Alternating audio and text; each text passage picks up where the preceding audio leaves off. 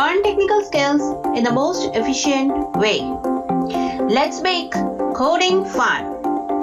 Servlet API tutorial. Chapter 2, Servlet API and its life cycle method.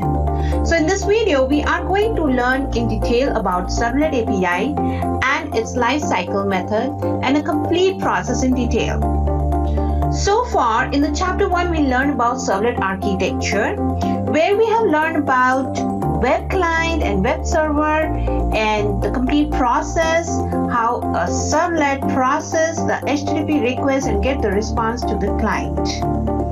And according to this architecture, we have seen the browser starts from the www.client name, goes to the server, and from inside the server, with the help of the HTTP request, it goes inside the web component and inside the servlet container where the servlet API exists, and then process the complete business logic.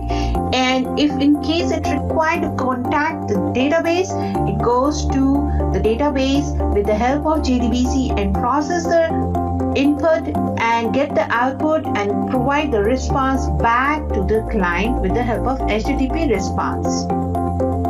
So this was a complete process we have learned in detail about servlet architecture. Now, according to this architecture, you can understand the servlet API exists within the server, web server, within the web server, inside the servlet container. So this is where the servlet API exists. Let's learn about servlet API in detail.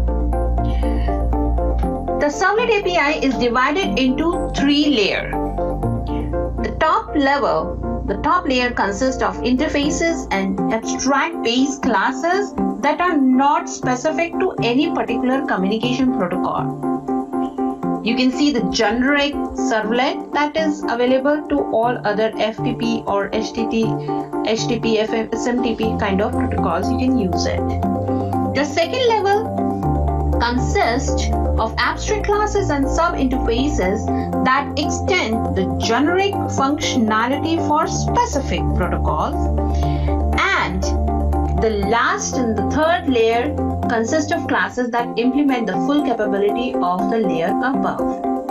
So this is how it is different from one another, and it is how it is structured in a layered form.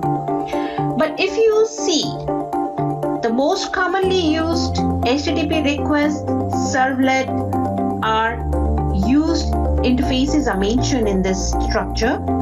The servlet request interface, the servlet interface, and servlet response with respect to your requirement. You just need to implement these interfaces and override these methods and use and implement the servlet. Just in case if you want to have a HTTP request, you just need to implement HTTP servlet request and implement and overnight these methods: get header names, get int header, get date header. Similarly, if you have a generic servlet, you just need to override it, and HTTP servlet for the generic purpose, where we have the service method, do get method, do post method, trace, do options, destroy, do head, and so many like this. These are the most commonly used. Then we have servlet response interface, which has HTTP servlet response interface, where you can override set header name method, set int header, get date header. These kind of most commonly used methods we generally use while implementation of servlet. Let's learn a few important facts about servlet API.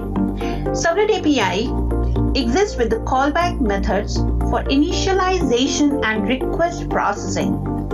These methods by which the servlet can get configuration and environment information. Access to protocol specific resources. So what does this mean? It depends what type of protocol you are using for this particular request and response.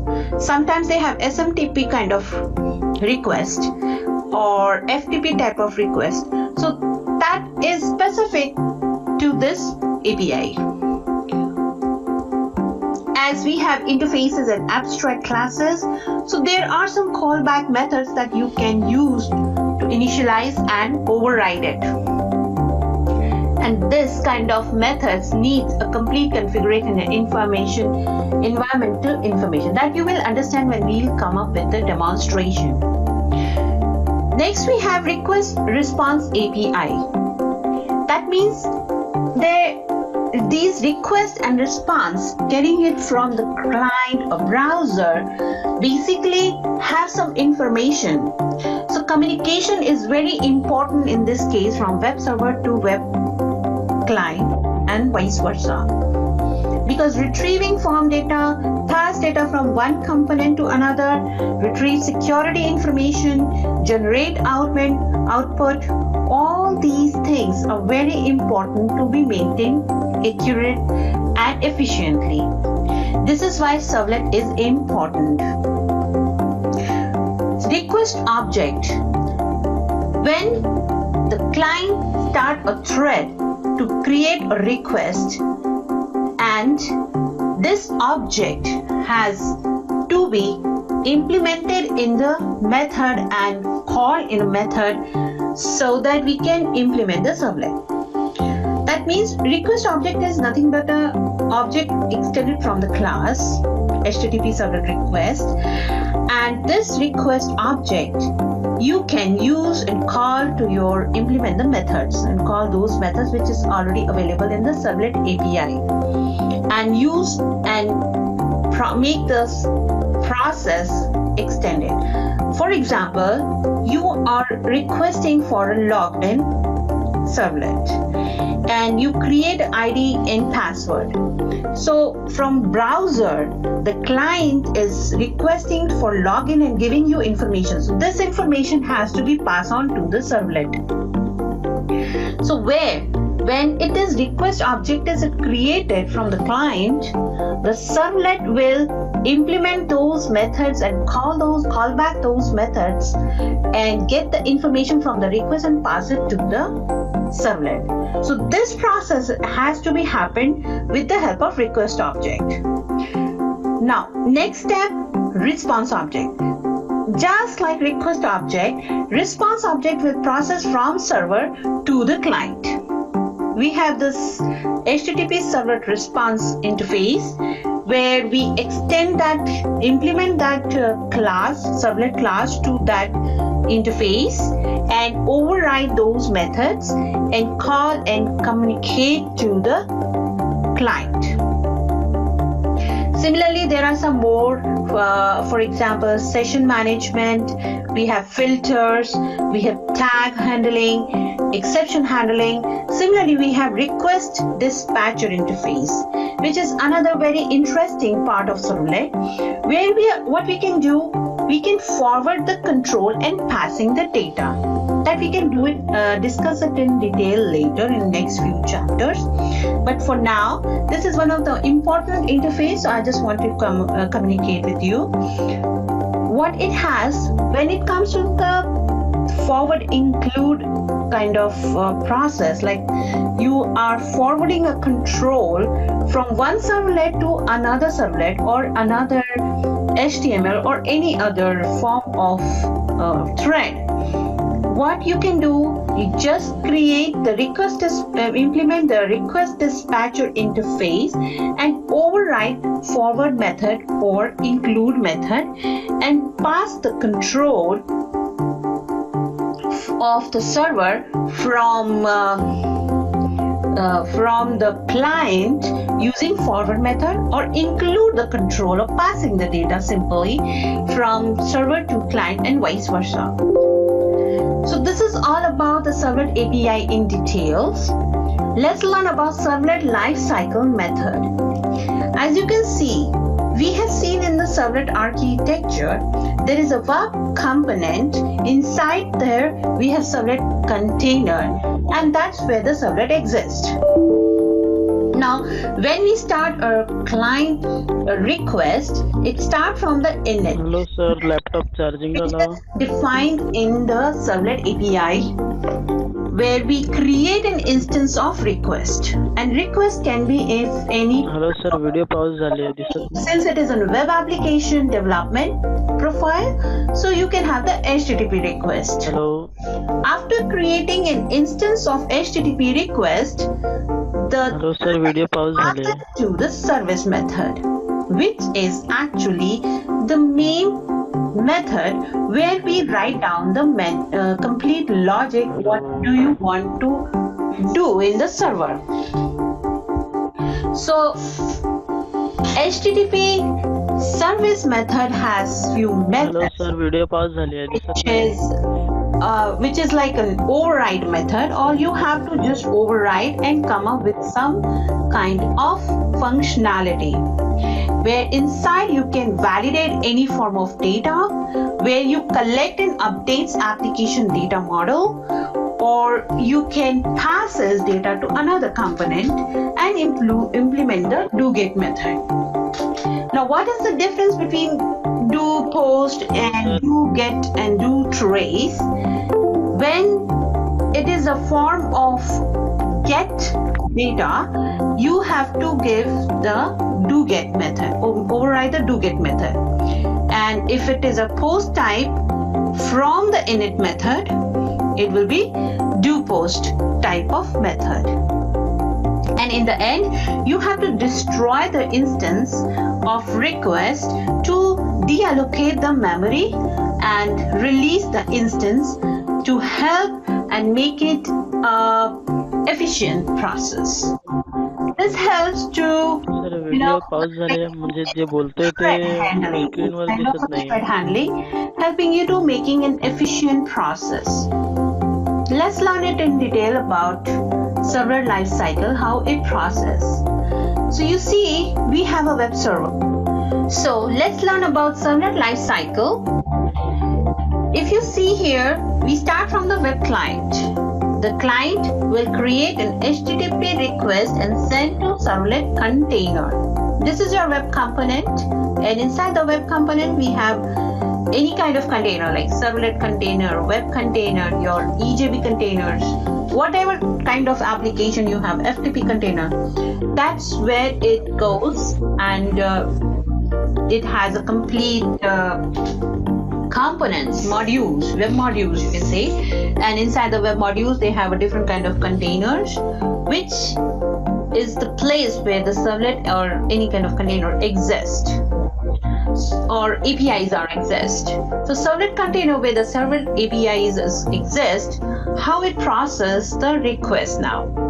So number one, we have the HTTP request. Number two, it will process in the thread, multi-threading. So thread A initiate the request in a HTTP request object, and it will create an instance by using init method. So service method process the business logic by thread B. Now next step, the thread B will implement your service method, and once the service method is implemented, the service method return the HTTP response to the servlet container and provide the response to the client. And number 5, the thread C, that will remove the instance of this request and response completely. So this will help to deallocate the memory location created by the instance. So this is all about the servlet lifecycle methods in detail. Now let's see a small demonstration of first servlet application. So all we have to have few things, the environment set up in your system before going to the execution, but I have already set it up, and we have the next chapter for the software application installation guide. So for now, I'm just going to show you how the servlet execute and why it is important. So all you have to have first, create the dynamic web application. I have created test web app. It has servlet, first servlet, which is written in Java. So we have it a .java file. Creating HTML, index HTML. It's one of the scripting language where we start the execution and deployment descriptor, which is very important, a kind of a property of the servlet. It's or any kind of web application. It is called web.xml. How this directory structure goes here, you have a test web app folder. Inside that you have to have a classes folder inside the web INF, and inside that you will describe your pre-compiled class file. You will have your index.html and the web.xml inside the web INF when you go through the directory structure. And how it process. So test web app is a web application folder. So suppose the client try to reach the test web application servlet, and it is asked for any information from the servlet, or servlet is asking for it, something like a login. And web.xml has some starting thread information for the servlet. So that starts from web.xml. It exists some information that will go to the index.html, and then index.html, it will go to the first servlet, the main servlet, and process the request. Now I'll show you in a code. If you see, we have first servlet.java servlet. This is my application, servlet application, and this is my source app and the package and first servlet.java file. So that's where my servlet is written.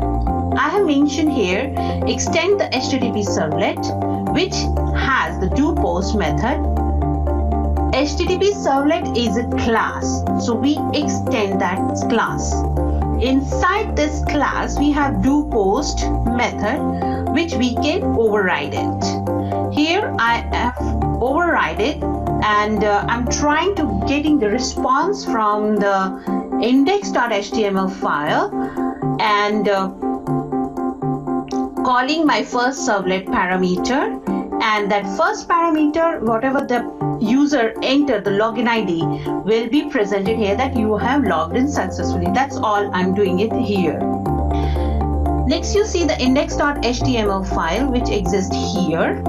In this .html file, I am just making a form where I'm calling the name, ID, and object of the HTML, object of a request, to link it to the servlet, communicate to the servlet. It's a type of a post because I made it in a doPost method, overrided the doPost method. Action, this will go to the servlet. App is a package, and first servlet, my servlet name. This is the syntax that has to be passed. Next, name, I'm just getting the value, the first servlet, the name value, the first servlet, and that's it. Next, most important is your web.xml, the deployment descriptor. It's one of the kind of the properties of web application or servlet application, where we have the display name is your nothing. You can have it anything which will just display on the IP address or your address of your server. Servlet name, your first servlet, and the compiled class path. We need to give the compiled class path here. Servlet mapping, you need to give a keyword of servlet and pass again the same class path, which will help to communicate and give the link from servlet to back to the servlet when it is communicating from HTML to servlet. And welcome file list is your first file from where the request will pass or start while working in the servlet. So this is what the application looks like for the servlet, and this is how it is written. If you want to see the execution, so let's see the very first servlet application. There are few things we need to have in our system installed and get the setup ready. First, IDE for the coding, which helps to write the code and make the objects. Number two, we need the server, application server or web server. It has to be configured, and Java, of course. So I have created created my test web app, servlet app, as I mentioned, and there it is, my servlet. You can see here, this is my first servlet class file, and when we compile, it goes in a class file, and that exists in the build in the Eclipse IDE which I'm using. This is where my deployment descriptor exists. I'm defining all my servlet here, and next we have index.html. So, and I have already configured my web server here. So let's see how it goes. I'll show you the execution. So I just right click on my application and goes to the run on server. I have to configure my server here, and all I need to just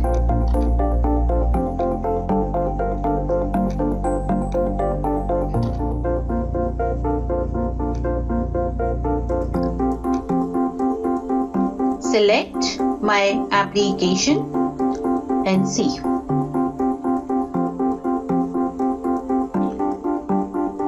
My server is started, and this is how my index.html content is. Hello world testing app, and this is what my index.html. But you can see the index.html is not mentioned here. It's only the test web app, and it is coming from the web.xml. So this is very important to understand. The servlet is very efficient in respect to the security. Whenever we work in a server, we have to make sure our address should not be out. So here the source files is not mentioned anywhere in this path. So this is why the servlet is very efficient and important. So here I'm gonna write down TechRanch and okay. So you can see welcome to servlet TechRanch. Now if you see the path here, the test web app is your web application, which was mentioned in the web.xml in the display name. Next we have servlet, which was a keyword which is mentioned again in the web.xml. It starts from the index.html, goes to the hello servlet, goes to the first servlet, and from there again back to the parameter, and from there your index.html. From this path it's displayed from here, but still it is not mentioned anywhere what user entered here. You see, it's still mentioning just the servlet. So this is what the action, where you see here we have mentioned in an action. This action has to map your servlet with another next servlet name and link and communicate to the server. So this is all about the demonstration of servlet. First, hello servlet application. Important facts. So far we have learned all about the servlet architecture, servlet APIs, servlet lifecycle method, and small demonstration. So let's see about important facts now. HTTP is a stateless protocol. That means once you create an instance of a request or response, you process it with the help of service method, and you destroyed it, the state is closed. Now you cannot come back or revert again back to the previous state. This is what the importance of to understand about the HTTP protocol. So whenever the servlet create a thread and of instance of a request and process the request and provide the response, and after providing the response to the client and destroying the instance, we cannot recreate that particular request. Servlet is a server-side Java program capable run in web server. So servlet is very efficient sometimes when the requirement of an application is where you have to write the Java program within the server. Post data form accessible to doPost and get type of data override by doGet. So we have to make sure when we use doPost and when we use doGet. There is a difference between the doPost and doGet that you will learn when we actually work and develop an application in few chapters. Here in Servlet API, we have Servlet exception, which helps to handle the exception and error while working with the web application.